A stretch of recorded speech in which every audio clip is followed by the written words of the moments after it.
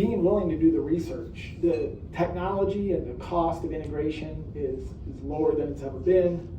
The return on investments is better than it's probably ever been. And the Inflation Reduction Act is a massive piece of legislation with over $400 billion of it going toward clean energy and renewable energy. And so we can pretend like this isn't going to happen, and we can just, we're somewhat blessed in this region, especially right in the city. I mean, we have relatively affordable rates, especially if you compare us comparatively around the country. But people, it's going to make sense for people to do more and more of this stuff under their roof.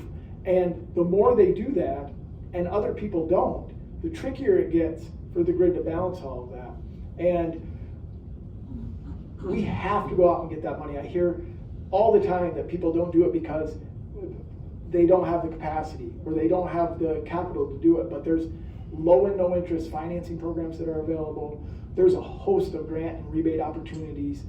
And I mean, we can't get to everybody. So if you think that you want to do something, you can even just Google it and find resources. We have local and regional and statewide USDA reps that can help with REAP applications.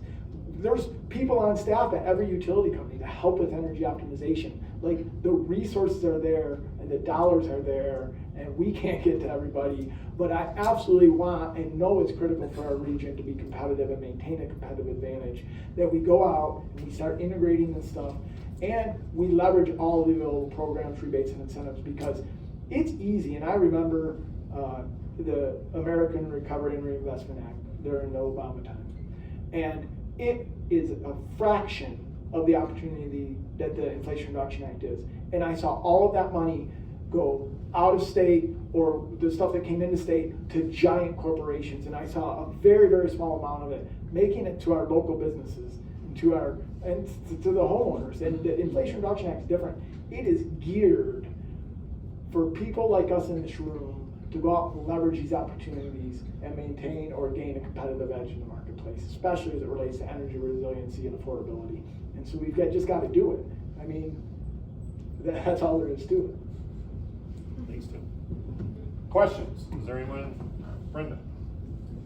Tim, you mentioned making changes to innovative policies, or making changes to policy and innovation in that space. Can you share a couple of suggestions you have for us to maybe reach out to our local and state legislators about as it relates to energy?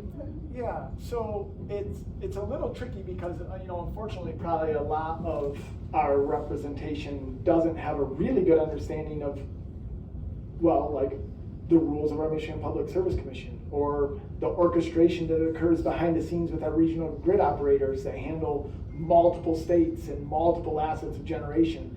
And so it's a little tricky to give a specific question that they might understand, but going to our utility rep and saying, hey, look, I would like to be able to account my energy storage in my system toward part of the bigger picture of this regional ecosystem. What sort of policy should we be pushing for? Because there's very specific rules around things like, right now, although it makes a ton of sense for the utilities to be able to aggregate these different opportunities that we're doing on our own, because not everybody's going to have the bandwidth, the capacity, whether it's financially or whatever, just time-wise capacity to be able to do this. And so as more and more of us do, how can we make sure that it also helps the people? Like, if we only make the grid more affordable and resilient for ourselves with these projects, but other people kind of are suffering from it. So we need to be able to account for the things we're doing. The utilities need to be able to account for that as part of their capacity and programs that they're governed by our Public Service Commission. And a lot of those rules are kind of set forth by guiding ideals and principles of our regional grid operators. What they say, well, this is how we do it because this is what we need to do to be reliable. But their rules have definitely not kept up with the rate of technology change or adoption behind the meter. So just to add to what Tim just said, so just so everybody understands, Michigan is a regulated state. The Michigan Public Service Commission